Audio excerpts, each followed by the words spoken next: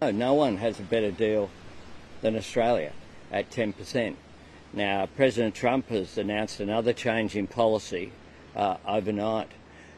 We have, of course, got a better deal than any country on the planet in the announcements that President Trump made just last Thursday morning.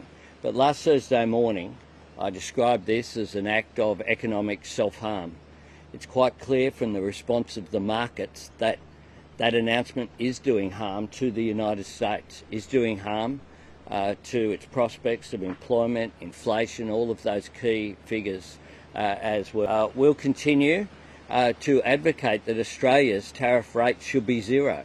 We do not impose tariffs on US goods into Australia. We have a free trade agreement with the United States, and we expect that the sort of language that we saw from the US Trade Representative, where he spoke about, gave the football analogy of essentially building up a buffer when Australia currently imports to we import US goods twice as much as we export to the United States.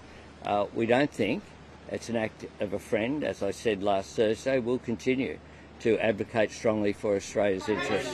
It's been good to see overnight some de-escalation of the tariffs from the US, albeit suspended for 90 days. But it still doesn't change the fundamental premise, which is that we want to continue to advocate very strongly on the world stage for free trade.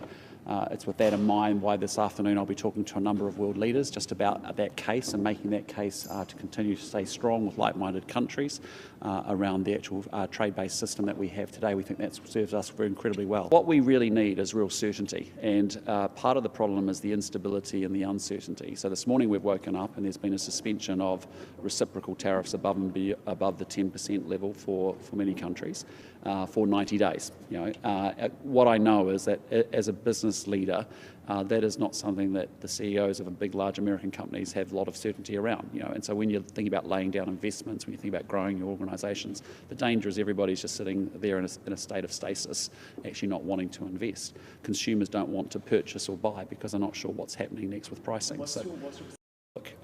We just do not think tariffs and trade wars are the way to go. We think that's got huge impact on global economic growth.